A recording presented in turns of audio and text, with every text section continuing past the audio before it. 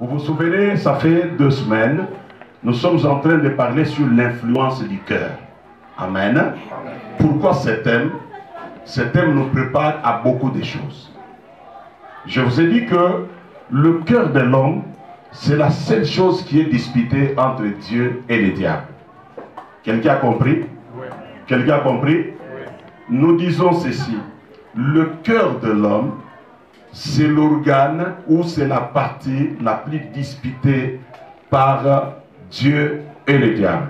Amen. Amen. Le diable veut à tout prix que ton cœur lui appartienne. Le diable veut à tout prix ramener ton cœur à gauche qu'à droite. On avait lu dans Ecclésiaste chapitre 10, verset, je crois, 2. 1, 2. Le diable fait tout pour que ton cœur n'appartienne pas à Dieu, mais que ton Dieu soit à droite au lieu d'être à gauche. Le cœur normal, c'est à gauche, n'est-ce pas? C'est à gauche. Hein? Mais là-bas, on dit bien qu'un méchant, son cœur est à sa gauche, tandis qu'un homme juste, son cœur est à la droite. Est-ce qu'on peut lire ça? Oui. Ecclésiaste, chapitre 10, verset 2. Nous lisons Ecclésiaste, chapitre 10, du premier au deuxième verset, au nom de Jésus. Amen. Amen. Le cœur du sage est à sa droite. Le cœur du sage est à sa droite. Et le cœur de l'insensé à sa gauche. Et le cœur de l'insensé à sa gauche. Amen. Est-ce que anatomiquement c'est possible? Amen. Est-ce que anatomiquement c'est possible? Non. Que d'autres personnes aient le cœur à gauche et d'autres le cœur à droite? Non. Mais spirituellement, c'est possible. Alléluia. Amen. Spirituellement, c'est ça. Le cœur de l'insensé est à sa gauche, tandis que le cœur d'un sage est à sa droite. Et nous avons expliqué le dimanche passé qu'est-ce que signifie, qu'est représente les positions de la droite ou du gauche. Amen. Nous avons expliqué. Sur le plan spirituel, la main gauche, c'est la main de la faiblesse. C'est la main de la féminité. Amen. C'est une main de la chair et une main du manque de la foi. Alléluia. C'est ce qui représente la position gauche. Tandis que la position droite, c'est la position de la force, c'est la position masculine, c'est la position de la sagesse, de la foi. De la foi et du spirituel. Du spirituel. Voilà pourquoi on dit clairement que le cœur du sage est à sa droite. Et on dit encore que Jésus-Christ, lorsqu'il est monté au ciel, il est assis à la droite. Il ne peut pas se tenir à la gauche. Parce qu'à la gauche, c'est pour les insensés. C'est pour les insensés. Qu'est-ce qu'un insensé? Amen. Un insensé, c'est quelqu'un qui n'a pas le sens normal selon la volonté de Dieu. Dans le monde, c'est quelqu'un qui a perdu le sens normal d'un homme qui a réfléchi, d'un homme correct, d'un homme droit. Mais dans les choses de Dieu, lorsque le cœur de quelqu'un est à sa gauche, c'est un insensé. Vous le verrez par les actes. Il n'a pas l'amour. Amen. Il n'a pas l'amour. Il est faible dans ses décisions. Il peut prendre des décisions qu'il ne réalisera jamais. Il a la faiblesse dans ses décisions. Il a la faiblesse dans sa manière même de marcher avec Dieu. C'est quelqu'un qui peut faire 4 pas en avant et en faire même 10 en arrière. Quelqu'un me dit amen. Amen. Je vais voir ta main. Je ne sais pas pourquoi je sens l'onction du Saint-Esprit ce matin comme ça. Enseigné. Alléluia. Amen. Je vous dis vrai, l'onction du Saint-Esprit est là. Amen. Alors, comprenez bien aimé. Ce verset nous donne l'occasion de nous poser des questions. Où se trouve mon cœur? Regardez. Un homme dont le cœur est à sa gauche, un insensé, c'est les choses charnelles qui l'intéressent. Les choses spirituelles ne l'intéressent pas. Il ne peut pas avoir de versets bibliques dans sa tête, mais il peut avoir plus la connaissance des choses des hommes que les choses de Dieu. La main? Vrai ou faux? Vrai. Vrai ou faux? Vrai. Alléluia. tu verras que les choses de Dieu ne l'intéressent pas. Mais les choses charnelles, les choses des hommes l'intéressent plus que les choses de l'esprit, parce que son cœur est à sa gauche. Écoutez, prenons la position de notre Dieu. Lorsqu'on dit que Jésus-Christ est assis à la main droite du Père, amen, c'est-à-dire que Dieu n'a pas une seule main. Vrai ou faux?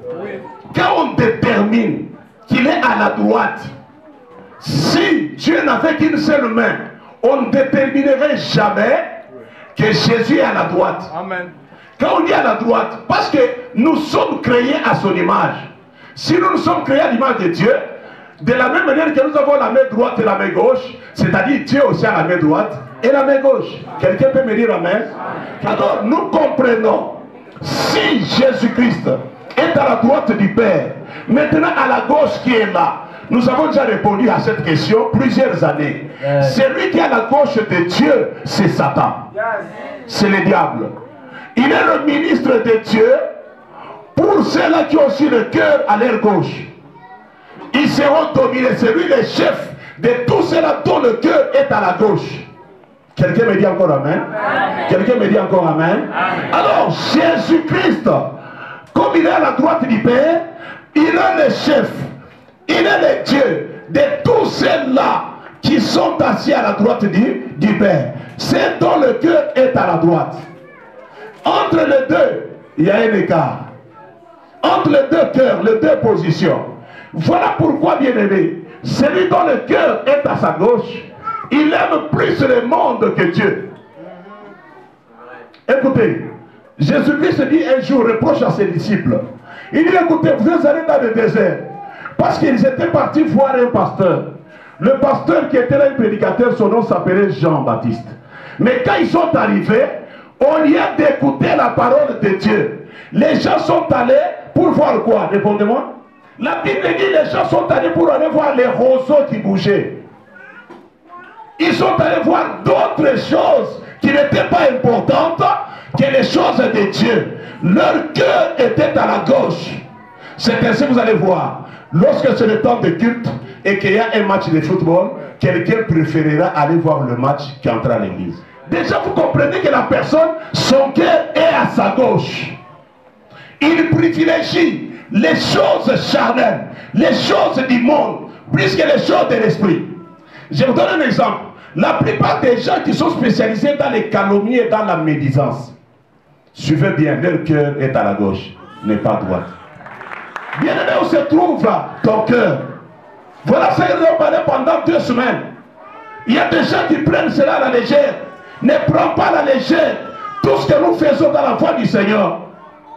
Nous prêchons le cœur. Parce que le cœur, c'est ça l'homme intérieur. Nous avons dit que nous ne sommes qu'une enveloppe. Le corps, c'est une enveloppe. Ton corps, c'est une enveloppe. Ton corps, c'est une enveloppe. Tu peux faire tout ce que tu veux avec ton corps. Tu peux l'embellir. Tu peux embellir ton corps. Tu peux prendre des bons savons du monde. Tu peux devenir bronzé. Tu peux, parce qu'aujourd'hui même le blanc préfère être bronzé, n'est-ce pas? Nous les noirs, nous voulons être clairs. Mais le blanc, eux, ils préfèrent être bronzés. C'est-à-dire ils ne sont pas tellement blancs, mais ils sont entre le blanc et le noir. Ils aiment ça. Tout ça, c'est parce que nous sommes encore dans cette enveloppe. Je ne dis pas que c'est mauvais d'entretenir son corps. Il faut entretenir son corps. Mais une seule question est de savoir où se trouve ton cœur. À droite ou bien à gauche.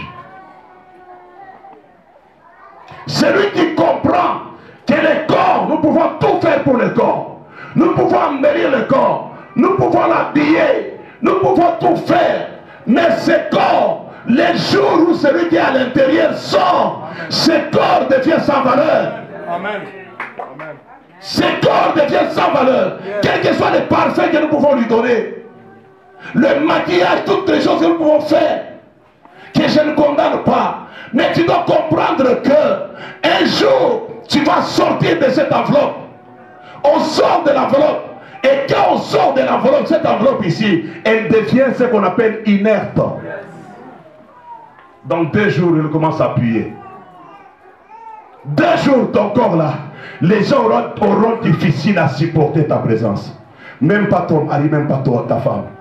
Les gens diront faisons vite pour aller l'enterrer. Parce qu'ils sentent déjà.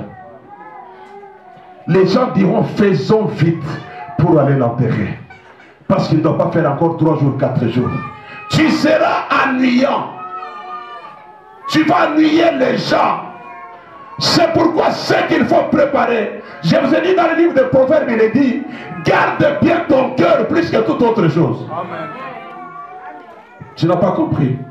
La Bible dit, garde bien ton cœur plus que toute autre chose. Amen. Et cherche à amener ton cœur à une position favorable à Dieu. Amen. Amène ton cœur à droite. C'est ça même le changement. C'est ça la transformation. Avoir la capacité d'amener, de déplacer ton cœur. C'est-à-dire quand Dieu dit ça, il y a possibilité de déplacer le cœur. Il y a possibilité de faire émigrer ton cœur. De le prendre de sa position gauche pour l'amener à la position droite. Quelqu'un me dit Amen. Quelqu'un me dit Amen. Pose la question à 3 personnes. Es-tu capable de faire émigrer ton cœur de la gauche vers la droite? Le cœur doit se pencher sur les bonnes choses, pas les mauvaises choses.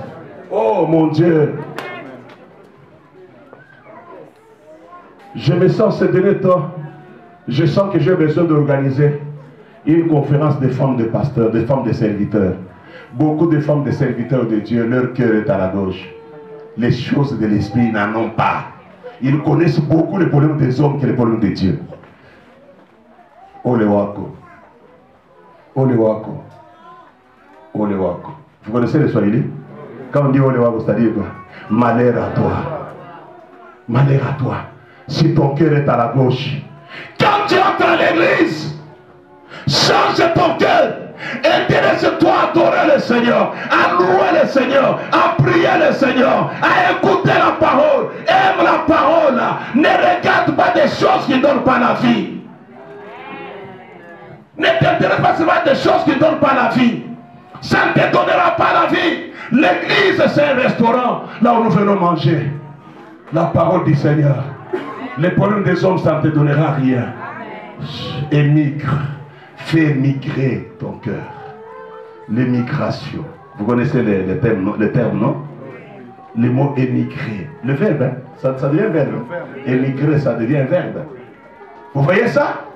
Fais un effort. C'est le seul effort que tu dois faire. Avec le Saint-Esprit, tu dois prier pour dire Seigneur, mais je n'aime pas que les choses charnelles. Les choses de l'esprit, ça ne m'intéresse pas. Je n'ai aucun verset. Je ne connais pas la parole de Dieu. Je ne l'aime même pas. Mais je connais les problèmes de tout le monde à l'église.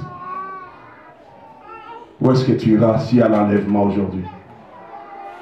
Tu ne seras pas enlevé parce que tu connais les problèmes des hommes de A à Z à l'église.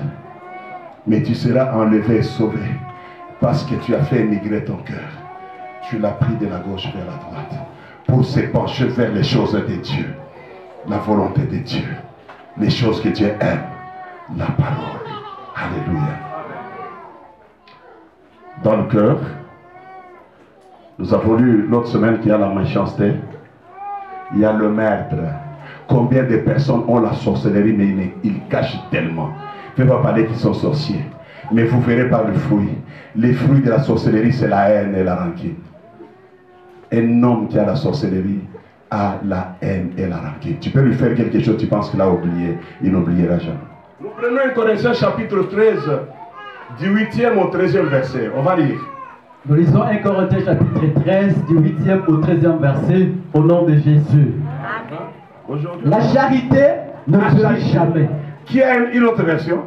L'amour ne périt jamais. Quelqu'un me dit Amen. Amen. Non, continue à dire Amen à ça, cette lecture. Amen. Allez-y.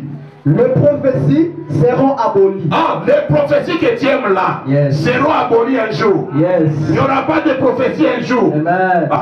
Les langues cesseront. Les langues, le parler en langue, ça prendra fin un jour. Yes. La connaissance sera abolie. Même la connaissance des révélations. Oh, l'odeur d'une chèvre. Un terme biblique, quelqu'un qui veut prêcher, dit non, non, je vais prêcher sur l'odeur de la chèvre. Wow. On dit même les connaissances s'arrêteront un jour. Yes. Car nous connaissons en partie. Car nous connaissons en partie. Et nous prophétisons en partie. Et nous prophétisons en partie. Il n'y a personne qui peut donner toutes les prophéties du monde. Yes. On prophétise en moitié. Yes. En partie. Mais quand ce qui est parfait sera venu. Mais lorsque ce qui est parfait sera venu. Ce qui est partiel sera aboli. C'est la langue. Et d'autres choses, des connaissances. Yes. Ça sont des choses qui sont partielles. Yes. Mais il faut que ce qui est parfait arrive. Yes. Ce qui est partiel s'arrêtera. Yes. Malheur à vous qui vous attachez à ce qui est partiel. Yes. Vous cherchez des prophètes partout. Ça, ce sont des choses partielles qui disparaîtront. Yes. Cherchez ce qui est parfait. Amen. Les prophéties cesseront, la Bible le dit. Amen. Mais, allez-y. Quand ce qui est parfait sera venu. Quand ce qui est parfait sera venu. Ce qui est partiel sera aboli. Ah, ce qui est partiel sera aboli. Lorsque j'étais enfant, je parlais comme un enfant. Je parlais comme un enfant. Je pensais comme un enfant. Je pensais comme un enfant. Je raisonnais comme un enfant. Je raisonnais comme un enfant. Lorsque je suis devenu homme. Mais quand je suis devenu homme, je fais disparaître ce qui était de l'enfant. J'ai fait disparaître ce qui était de l'enfant, les caprices, l'amour de prophétie, les ceci et les cela. Quand je suis devenu adulte spirituel, pas physique, je fais disparaître ce qui est partiel. Yes. Le verset 12.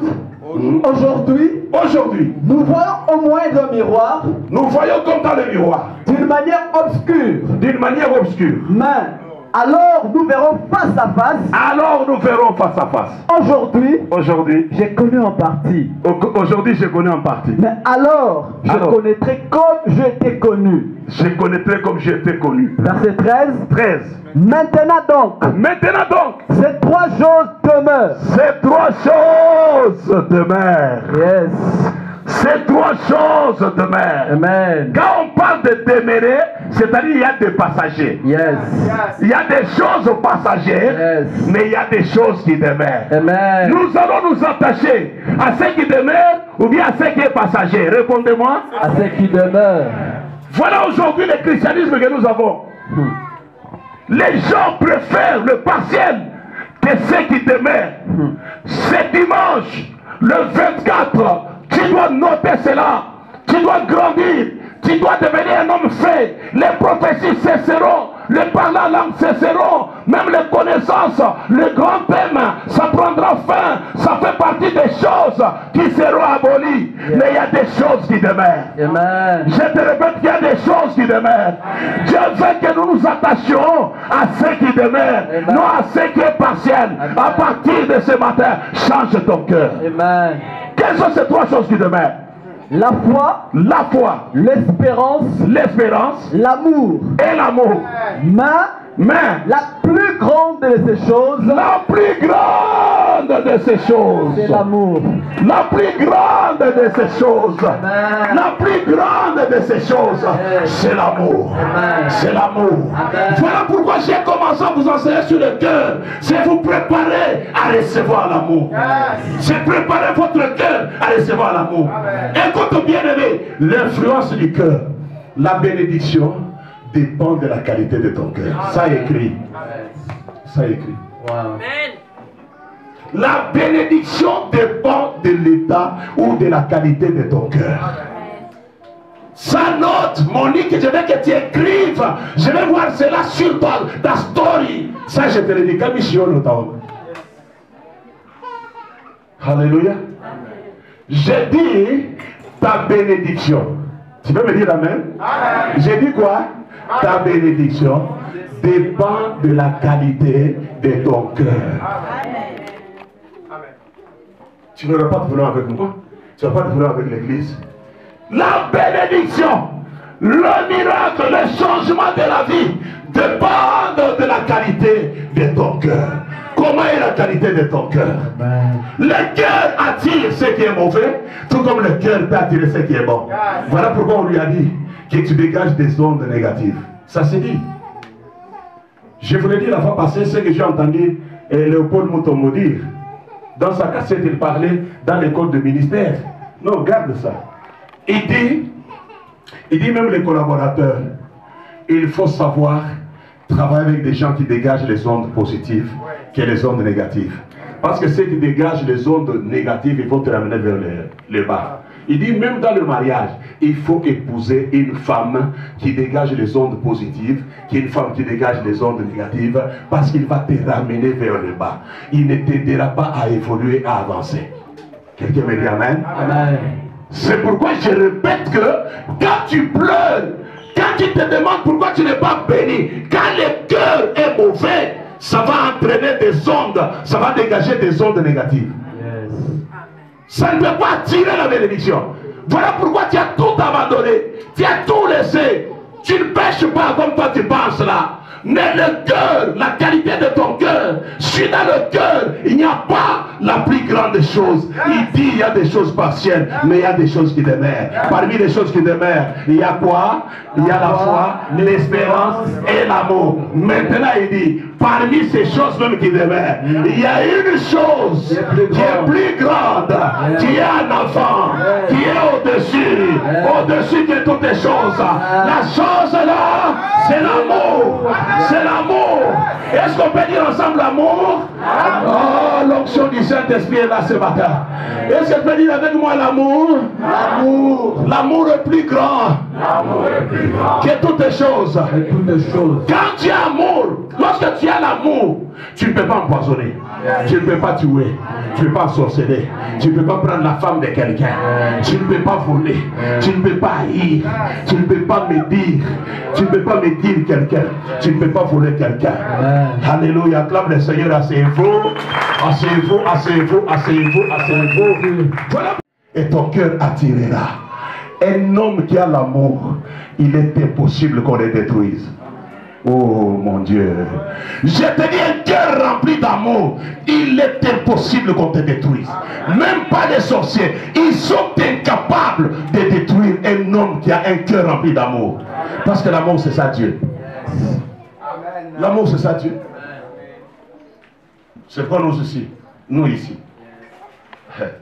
Quand je vous raconte les combats que nous rencontrons, tu vas t'étonner. Il y a des combats, même des personnes que vous ne croyez pas. Il y a des combats extraordinaires. Mais Dieu nous a dit, continuez à appliquer l'amour. Yes. Continuez à appliquer l'amour.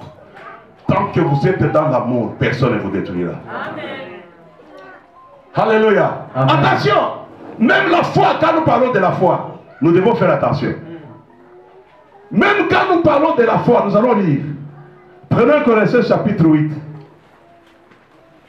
Nous allons lire. Même quand on parle de la foi,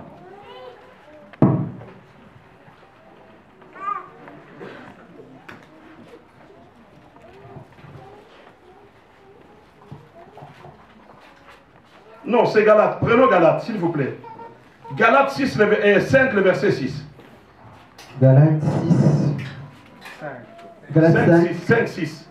Galates 5, le verset 6. Voilà. Nous lisons. Nous parlons beaucoup de la foi. Oh, la foi. Yes. Ce qui est important pour moi, c'est la foi. Non, on vous dit, il y a 3 choses qui demeurent. C'est vrai, il y a la foi aussi là-dedans. Il y a l'espérance, il y a l'amour. Mais le plus grand. Alléluia. Amen. Comment est-ce que la foi peut fonctionner? On va lire. Nous lisons Galates chapitre 5, le verset 6, au nom de Jésus. Amen. Car en Jésus-Christ. Car en Jésus-Christ. Ni la circoncision, ni la circoncision, ni la circoncision, ni la circoncision, n'ont de valeur. Non de valeur. Est-ce que quelqu'un peut me dire amen? Amen. Quelqu'un peut me dire amen? Amen. Est-ce que Léopold Sédar est là? Ah, tu es là? Prends ce verset bien. Yes. On dit dans le Seigneur, ni la circoncision, ni l'incirconcision. Yes. Toutes ces choses n'ont pas de la valeur. Yes. Peut-être on ne vous enseigne pas sur la circoncision. La circoncision, c'est quoi? Yes, c'est ça. C'est-à-dire, la circoncision, c'est tout ce que quelqu'un fait de l'extérieur pour montrer qu'il croit en Dieu, qu'il est avec Dieu. Amen. Amen. Amen. Amen. Amen. Amen. La circoncision, c'est toutes les cérémonies qu'on fait de l'extérieur sur le corps pour plaire à Dieu. Vous comprenez? Yes. Le musulman, la circoncision, c'est quoi? C'est laver. Il faut savon pour laver.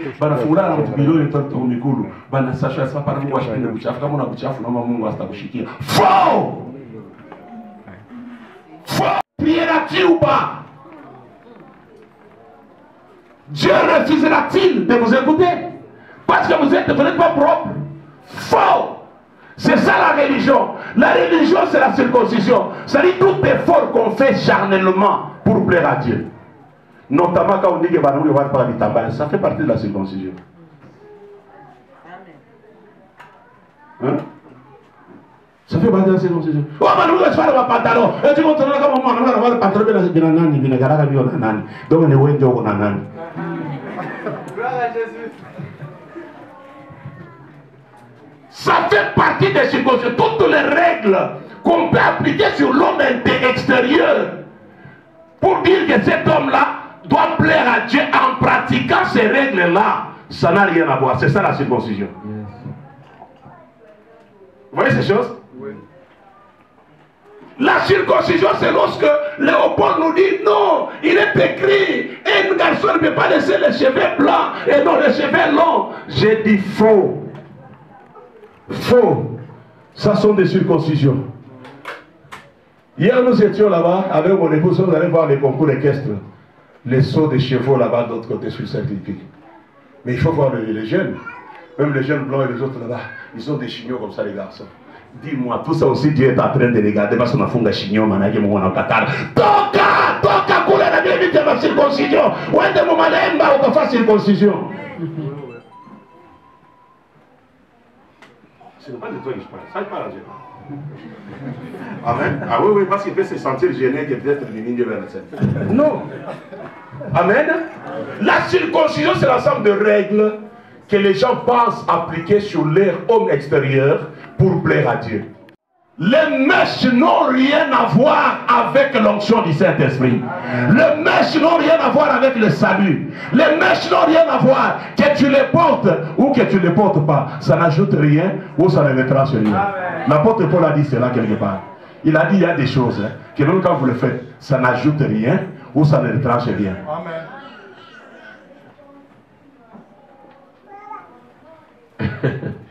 Je peux voir ta main? Est-ce que quelqu'un comprend ça? Yes. Jésus-Christ, de Matthieu jusqu'à Jean, il n'a jamais parlé de la circoncision. Amen. C'est-à-dire, il n'a jamais parlé de toutes ces choses-là. Dis, qui gêne? C'est la machine de quoi pas? Ou non, il va faire ma barbe, ma nez, ma chef femme je vais tracer bien. Qu'est-ce que ça va voir avec Dieu? Quand il fait ça, en arrière. Vous venez de quel maçon, mon âge? D'autres pasteurs qui le font. Là-bas, bien tracé. Ça n'a rien à voir. Qu'on ne vous trompe pas. Dieu a besoin de ton cœur. Dieu a besoin de la crainte que tu dois avoir avec lui. Dieu veut que tu aies la vie de prière, que tu le craignes, que tu portes les mèches ou pas, que personne ne te décourage. Porte tes mèches très bien. Ça n'a rien à voir avec Dieu. Quand on parle de circoncision, c'est quoi quelque part Paul a dit. Il parlait beaucoup plus de la circoncision du cœur. La circoncision du cœur. Quelqu'un peut avoir de mèches, une femme peut avoir de mèches, mais elle craint Dieu. Elle est remplie du Saint-Esprit. Si l'enlèvement vient, elle sera enlevée. Je suis pas de remercier à ton Jésus. Amen. Que chacun lise. Si tu as ta vie. On avait vu ça le dimanche passé. Et l'Éternel dit à Samuel. Et l'Éternel dit à Samuel. Ne prends point garde à son apparence. Ne prends point garde à son apparence. Et non, qu'est-ce qu'on appelle apparence? C'est l'ensemble de tout. Tout. Ne prends pas garde à son apparence. Et ne prends pas garde à son apparence et à la hauteur de sa taille. Même à la hauteur de sa taille, ne regarde pas. Car je l'ai rejeté. Car je l'ai rejeté. L'Éternel ne considère pas ce que l'homme considère. Principe. Ça, c'est un principe. Le Seigneur ne considère pas ce que l'homme considère. Yes. L'homme considère quoi? L'homme regarde à ce qui frappe les yeux. L'homme regarde à ce qui frappe les yeux. Mais l'Éternel regarde au cœur. C'est moi qui avais écrit la Bible? Non. Non, c'est moi qui avais écrit ces versets? C'est un principe. Dieu ne regarde pas ce qui frappe les yeux. C'est les hommes qui regardent l'apparence. Mais l'Éternel s'intéresse au cœur. Au cœur. Tu traces cette barbe-là très bien. Jésus-Christ n'a rien à voir avec ça. Tu traces ça. Tu as tes mèches bien. Des cabellos là qui écoutent très bien, là, qui se montrent bien. Oui, pour qui tu vois, ou j'ai bien qui tu vois, à quoi tu vois qui vas m'ouvrir, mais mon bien c'est mon mot pas mon. Dites-lui qu'on va pas mon. Qu'il craigne Dieu. Est-ce que tu peux acclamer Jésus? Est-ce que tu peux acclamer Jésus-Christ, le Seigneur des Seigneurs, le Père éternel? Faites attention avec la parole de Dieu. Si la personne qui porte le pantalon dans une mauvaise manière, dans une mauvaise intention, le Seigneur voit cela. Mais si c'est un habit qui est porté comme tout habit avec respect, où est le problème? Pourquoi vous me regardez comme ça? Amen. On revient au Galates, chapitre 5, le verset 6. Nous réalisons Galates chapitre 5, le verset 6, au nom de Jésus. Amen. Car en Jésus-Christ, ni la circoncision, ni les circoncisions n'ont de valeur. Ils n'ont pas de valeur. Mais seulement la foi qui est agissante par l'amour. Attention, tu peux avoir la foi mais sans amour. Je peux voir ta main? Yes. Tu peux avoir la foi mais sans amour. Ce sont deux choses différentes. Yes. L'apôtre Paul dit, ce qui est important, ce n'est pas porter les cabellos. Ce n'est pas porter les cabellos et porter les cabellos. Ce n'est pas ce qui est intéressant. Mais ce qui est intéressant, c'est avoir la foi agissante par l'amour. Alléluia. La foi avec l'amour. Prends ça ce matin. Là où il y a la foi, il n'y a pas l'amour. Cette foi-là est morte. Ce n'est pas la foi. La foi marche avec l'amour. Si tu exerces la foi, tu dois l'exercer aussi avec l'amour. Moi, j'ai une fille dans mon ministère. Il y a des gens qui ont été guéris par la foi avec amour. Quelqu'un vient et dit, je suis malade. Je sens la foi qui me dit, prie, il sera guéri. Mais si tu n'as pas l'amour, tu ne feras rien. Il n'y aura aucune opération. Il faut d'abord aimer la personne. Il faut aimer la personne. Il faut se mettre à sa place pour sentir ce que lui ou bien elle est en train de sentir. Et quand tu voudras prier, cette foi-là avec amour va faire des miracles. Amen. Alléluia. Vérifie, bien-aimé. Dire que j'ai la foi, c'est une chose. Mais la foi qui agit par l'amour, c'est une autre chose. Amen. Tu peux dire que tu as la foi, mais tu n'as pas l'amour. Écoute ce que nous avons dans la Bible. La Bible nous montre qu'il y a deux types d'amour. Ou bien des directions de l'amour. Des destinations de l'amour. La première destination, l'amour envers Dieu. C'est le premier amour le plus important. L'amour envers Dieu. Celui qui aime Dieu sera prêt à tout faire pour Dieu. Oh my God. My God. Est-ce que quelqu'un a compris? La première direction de l'amour, c'est vers Dieu. Le vrai amour, c'est l'amour qui nous pousse à aimer Dieu plus que toute autre chose. Et Dieu, nous l'aimons comment? Ce n'est pas seulement en parole, c'est quand nous le servons que nous manifestons notre amour envers Dieu. Je suis malade parce que l'œuvre de Dieu là, je dois prêcher. Je dois servir Dieu si je l'aime. Rien ne m'empêchera de servir le Seigneur à l'intercession, au message, à la visite d'exhortation. Rien ne m'empêchera parce que tout ce que je fais, je sais que je le fais par l'amour en Dieu, envers Dieu. Je ne le fais pas pour un homme. La première direction de l'amour, c'est ça. C'est pourquoi quelqu'un est venu poser la question à Jésus. Dans Marc 12, à partir de 28, on va lire. On va lire. Nous lisons Marc chapitre 12. La première direction de l'amour, celui qui a l'amour, le fruit on le verra dans son amour envers Dieu. Et l'amour envers Dieu nous pousse à servir le Seigneur. Yes. Nous pousse à le servir. Yes. Nous pousse à le servir contre vents et marées. Yes. Allez-y. Nous lisons Marc chapitre 12 à partir de 28 jusqu'à 31. 28 à 31, nous lisons au nom de Jésus. Amen. Un des scribes qui les avait entendus discuter, sachant que Jésus avait bien répondu aux Sadducéens, s'approcha et lui demanda quel est le premier de tous les commandements. Jésus répondit, voici le premier. Voici le premier. Écoute Israël. Écoute Israël. Le Seigneur notre Dieu est l'unique Seigneur. Le Seigneur notre Dieu est l'unique Seigneur. Yes. Et tu aimeras le Seigneur ton Dieu. Tu aimeras le Seigneur ton Dieu, pas à la maison. Yes. De tout ton cœur. De tout ton cœur. Yes. C'est pourquoi je vous ai dit que le cœur est disputé par Satan et par Dieu. Mais Dieu veut que tout ton cœur lui appartienne. Yes. Tu dois l'aimer de tout ton cœur. On n'aime pas Dieu par le verbe, par des paroles. J'aime Dieu. Non, on l'aime en le servant, en se sacrifiant pour lui. Yes. Tu veux voir ta main? Dis à ton voisin que c'est la vérité. Alléluia. Amen. Alléluia. Amen. Attention, vous savez le mot de l'adoration là. Vous allez voir quelqu'un qui va dire, je t'aime, mon Dieu, je n'aime que toi, je n'aime pas autre chose, je t'aime beaucoup, mon Dieu.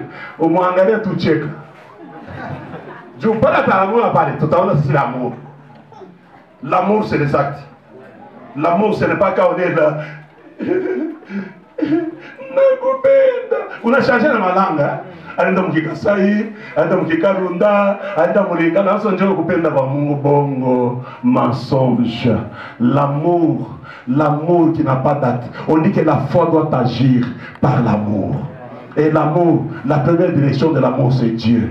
Moi-même, s'il plaît, je viendrai vers Dieu. Alléluia. Je viendrai prêcher. Amen. Je viendrai servir le Seigneur. Yes. Même si le soleil est frappant comment, j'irai, je ferai ce que Dieu me demande de faire. Amen. Même si je faim, je serai prêt à servir le Seigneur. Parce que je l'aime. Je ne l'ai pas aimé parce qu'il m'a donné la voiture. Mais je l'ai aimé quand je marche à pied. Quand je marchais sans argent, sans habit, sans la nourriture. J'ai aimé Dieu parce que c'est lui qui est le premier à m'avoir aimé. Si moi je ne le sers pas, la bénédiction ne viendra pas. Mais quand je le sers, quand je m'oublie, la bénédiction viendra. Parce que